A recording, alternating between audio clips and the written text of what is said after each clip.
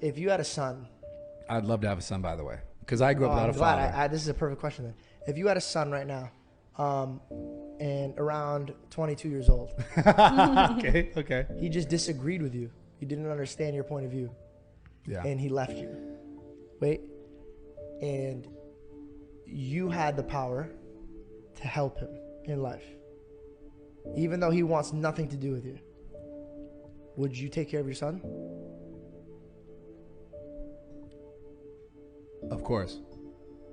You may have left him, but that doesn't mean he's left you.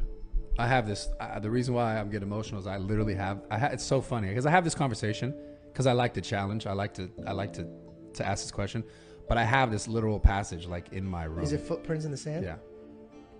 But Dude, I have this little It's. I'll show it to you when we're I'll done tell with you this this, podcast. and you know what? I've never publicly said this in my life.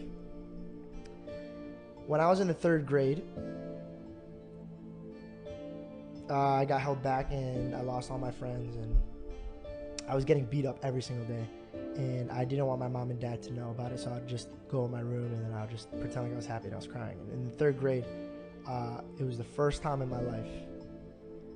It was the first time in my life where I was like, man, should I even be here? Should I be on this earth? And it was the first day I ever didn't say my prayer.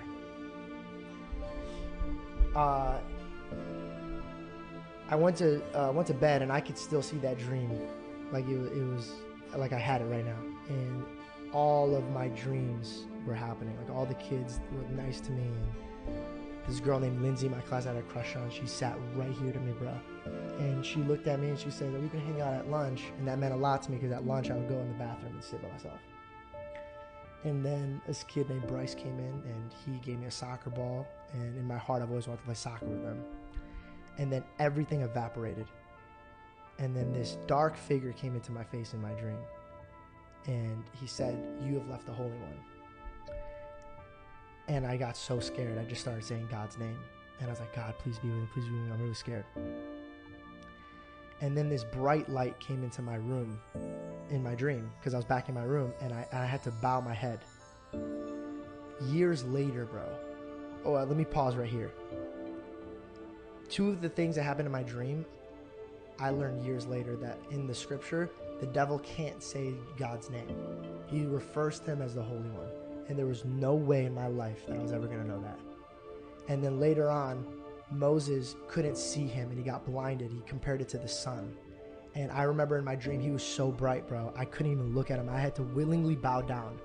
And in the last scripture says, everybody will bow down, willing or non-willing. So as a little boy, I literally saw and felt God in my dreams. And you never read that stuff prior? I woke up and I immediately started crying. And I remember before I went to bed, I threw my Bible in the closet and I said, "Fuck this shit." I go, "If there's a God, he's a piece of shit. I don't want anything to do with him." Before this had happened. Before I went to my dream. And I went to bed. So when I woke up, I was like, "Oh my God, I gotta grab my Bible." And I grabbed my Bible and I was like crying and opening it. And as I was crying and opening, I said, "Okay, I don't get it.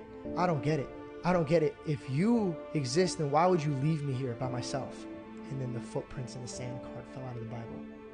And I've never seen that thing in my life. I showed it to everybody in my house, not one person in my house. And that's why when me and you were looking at each other and I saw your eyes gave me the same eyes that I had in the 3rd grade, bro.